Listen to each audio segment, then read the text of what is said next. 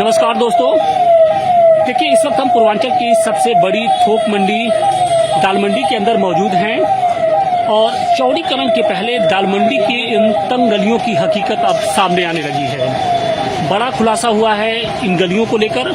इन गलियों में सिर्फ थोक व्यापार ही नहीं होता है, बल्कि कुछ ऐसे राज भी हैं जो सालों तक दफन रहे हैं और अब उसका खुलासा होने लगा है।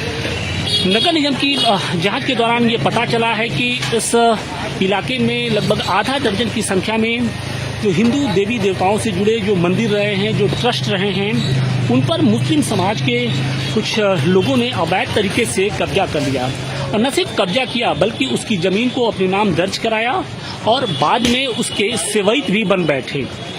और अब इस खुलासे के बाद हड़कंप की स्थिति मची हुई है। नगर निगम इस पूरे मामले की जांच कर रहा है और बताया ये जा रहा है कि जिन मंदिरों पर अवैध तरीके से कब्जा किया गया है उनमें सीताराम मंदिर है, सत्यनारायण भगवान का मंदिर है, इसके अलावा राधा कृष्ण मंदिर है। लगभग आधा दर्जन की संख्या में बताई जा रही है। जबकि नियम ये कहता है कि किसी भी मंदिर या ट्रस्ट पर की जमीन पर किसी दूसरे का नाम दर्ज नहीं हो सकता है। तो अब सवाल इसी बात का है कि आखिर एक मुस्लिम समाज का शख्स कैसे हिंदू जो मंदिर है उसका सेवैत हो सकता है। और अब इसी मामले की जांच की जा रही है। पिछले दिनों जब PWD विभाग की ओर से जब मुआवजे की सूची तैयार की जा रही थी तो उसी दौरान ये पूरा मामला सामने आया और अब बाकायदे नगर निगम के जो महापौर हैं अशोक तिवारी के साथ साथ जो दूसरे लोग हैं, जो अधिकारी हैं, वो इस पूरे मामले की जांच कर रहे हैं। और आपको हम बता दें कि देखिए ये दाल मंडी की मुख्य सड़क है और इसको लगभग 55 फीट चौड़ा किया जाना है। चौड़ीकरण की जो प्रक्रिया है वो शुरू हो चुकी है। नपाई का जो काम है वो हो चुका है। अब मुआवजा दिया जाना है। मुआवजा कैसे दिया जाए, क्योंकि इसे लेकर बहुत सारे पेश हैं।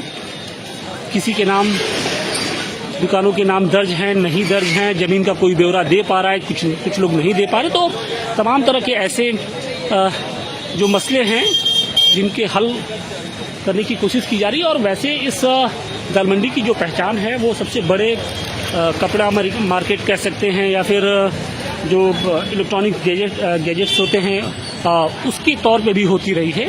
लेकिन अब इसका एक नया स्वरूप जल्द देखने को मिलेगा और इसी को लेकर इन दिनों वाराणसी में हलचल बढ़ी हुई है।